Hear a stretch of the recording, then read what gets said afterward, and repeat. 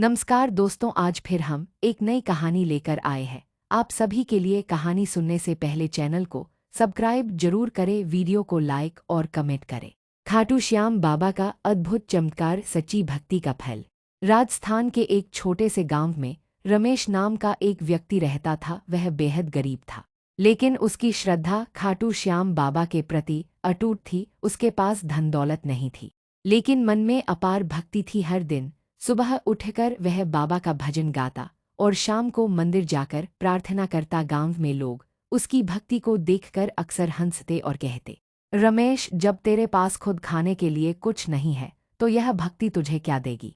रमेश मुस्कुराकर उत्तर देता, बाबा की कृपा जब होगी तो सब कुछ मिलेगा, बस मुझे उनकी भक्ति से अलग मत करो। बाबा की परीक्षा। समय बीतता गया। एक साल उसके लिए बहुत कठिन साबित हुआ। पूरे गांव में अकाल पड़ गया, बारिश नहीं हुई और उसकी पूरी फसल बर्बाद हो गई। घर में खाने तक को कुछ नहीं था। पत्नी और बच्चे भूखे थे, लेकिन रमेश का बाबा श्याम के प्रति विश्वास अडिग था।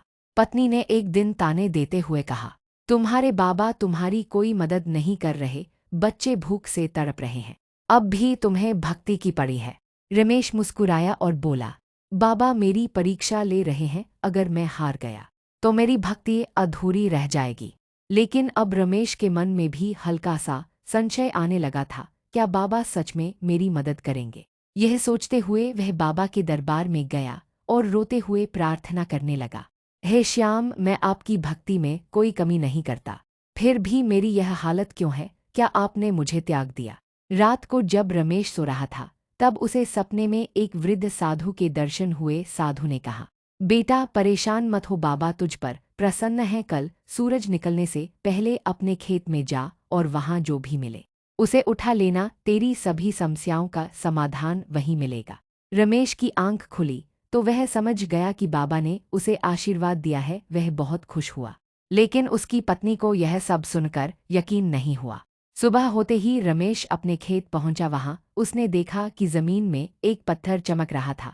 उसने जैसे ही उस पत्थर को उठाया, वह सोने में बदल गया। रमेश की खुशी का ठिकाना न रहा। वह भागता हुआ अपने घर आया और पत्नी को सब कुछ बताया।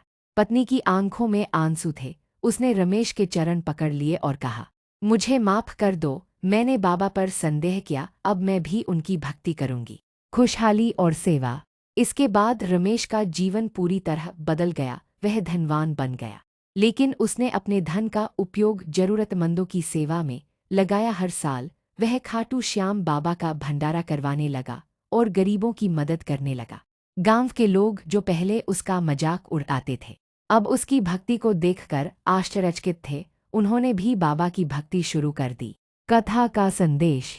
धैर्य और भक्ति रखने वाले भक्त को बाबा कभी निराश नहीं करते। जब समय आता है तो बाबा श्याम ऐसा आशीर्वाद देते हैं जिसकी हम कल्पना भी नहीं कर सकते। बस हमें सच्चे मन से उनकी भक्ति करनी चाहिए और हर परिस्थिति में उन पर विश्वास बनाए रखना चाहिए।